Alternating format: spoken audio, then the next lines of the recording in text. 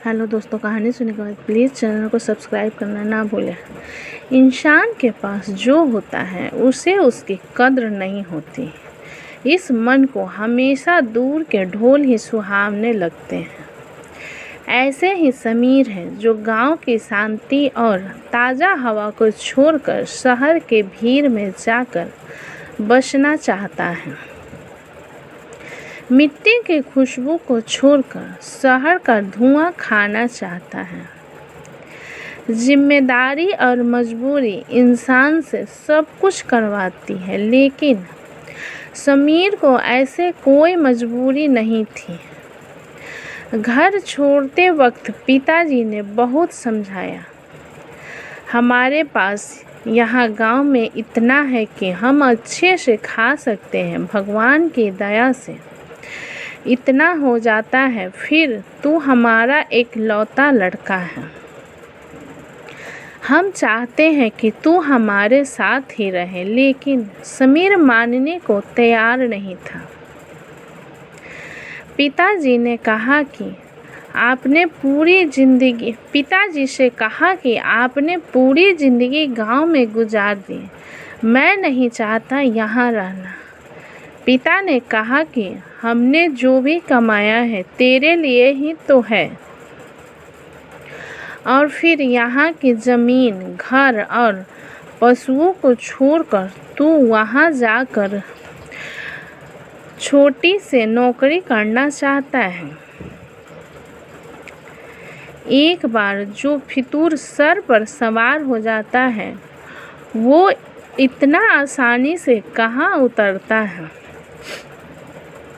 जवान बच्चे यह भूल जाते हैं कि माता पिता जो बात कर रहे हैं वो सिर्फ बात नहीं है, उनका अनुभव भी है। समीर नहीं माना, कहा कि आप पहले जैसा ज़माना नहीं रहा है, आप लोग इतना क्यों सोच रहे हो। मोबाइल है और वीडियो कॉल भी है, रोज़ मैं आपको दूर बैठा भी दिखाई दूंगा। समीर नहीं माना और शहर जाकर एक छोटी सी प्राइवेट नौकरी करने लगा। 8 से 10 घंटे की नौकरी के उसे कुल 15,000 मिलते थे। माता पिता को कहा कि वो नौकरी करने लगा है। पिताजी ने फिर समझाया, बेटा हमें तेरी याद आती है, घर आ जा। समीर नहीं माना, वो शहर की ज़िंदगी जीना चाहता था। समीर की माँ भी परेशान थी, लेकिन उसके पिता ने उन्हें समझाया कि कर लेने दो उसे अपनी मन की, कुछ दिन में वापस आ जाएगा। आखिर कब तक वो हमारे अनुभव से चलेगा, उसे भी अपना अनुभव तैयार करने दो। घर में जहाँ अपनी मर्जी से काम किया करता था, वहाँ उसे किसी की सुनना पड़ता था। 2 महीने उसने कोशिश की, लेकिन फिर समीर को अब काम का कुछ ज़्यादा लोड रहने लगा। प्राइवेट नौकरी में समय का कोई ठिकाना नहीं रहता था। घर पर बात करना धीरे धीरे कम होने लगा। करीब 4 दिन बाद जब उसने अपने घर का फ़ोन उठाया तो उसके पिता ने बोला, बेटा ऐसा क्या काम करना कि फ़ोन पर बात करने का समय ही ना मिले। पिताजी बोले, बेटा तेरी माँ का पैर टूट गया 3 दिन पहले। समीर ने पूछा कि माँ अब ठीक है। पिताजी बोले, प्लास्टर चढ़ा है।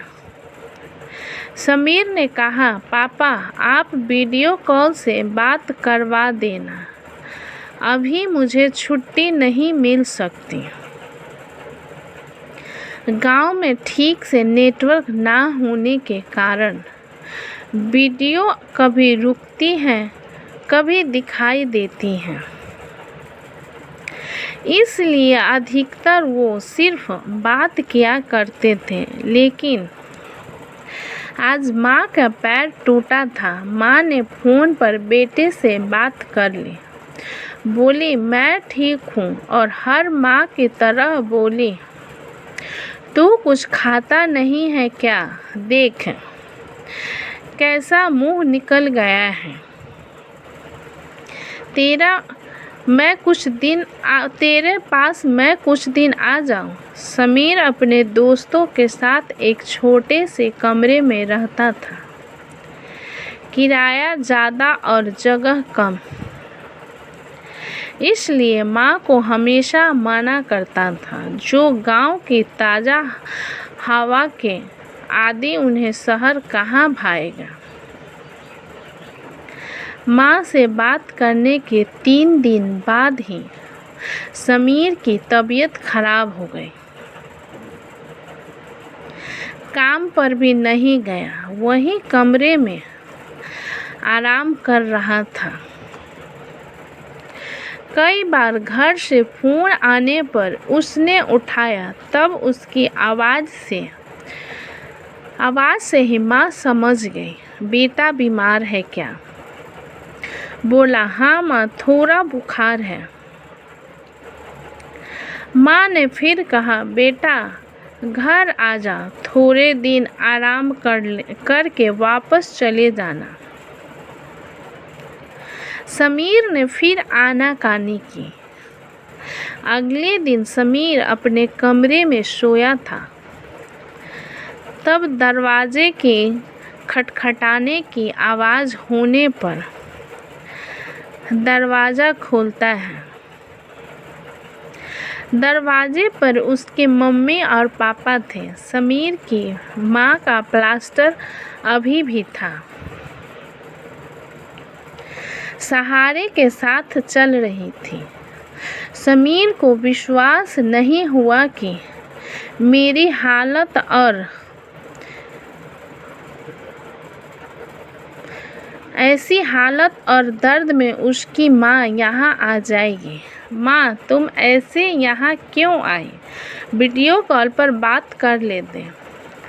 बेटे की बात खत्म होने के पहले, अरे आग लगे तेरे फ़ोन, उसमें अच्छा नहीं दिखाई देता।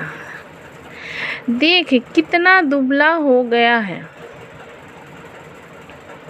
और उसमें तुझे छू भी तो नहीं सकती। समीर ने अपनी आंखों के आंसुओं को बड़ी मुश्किल से रोका, क्योंकि उसे पता था कि उसके एक आंसू निकलने पर उसकी माँ के न जाने कितने आंसू निकलेंगे। माँ बोली, बेटा तू नहीं आ सकता, हम तो आ सकते हैं, हमें किसी से पूछना नहीं होता। माँ बाप का दिल तो तब समझ पाएगा जब तेरी कोई औलाद होगी। समीर के पिता बोले, बेटा मैं तुझ पर ज़्यादा दबाव डालकर वापस ले जाना नहीं चाहता, क्योंकि मुझे लगा कि शायद इससे भी तुझे कुछ अनुभव होगा। लेकिन कभी भी परेशान मत होना, और हमेशा सब कुछ अपने माता पिता से ज़रूर बताना, और जब जी तब घर आ जाना। आखिर में समीर ने इन सब से भी सीखा कि वो कितना खुशकिस्मत है। उसके पास ऐसे माता पिता है, साथ ही मजबूरी नहीं है काम करते रहने की। वो जब चाहे वापस घर जा सकता है। अब वो अपने माता पिता से ज़्यादा प्यार करने लगा। आपको कहानी कैसी लगी कमेंट करके हमें ज़रूर बताएं। अच्छी लगी हो तो प्लीज़ लाइक करें, सब्सक्राइब करें एंड शेयर करें। कहानी अच्छी लगी है तो प्लीज़ चैनल को सब्सक्राइब करना ना भूलें। अपना कीमती समय देने के लिए धन्यवाद।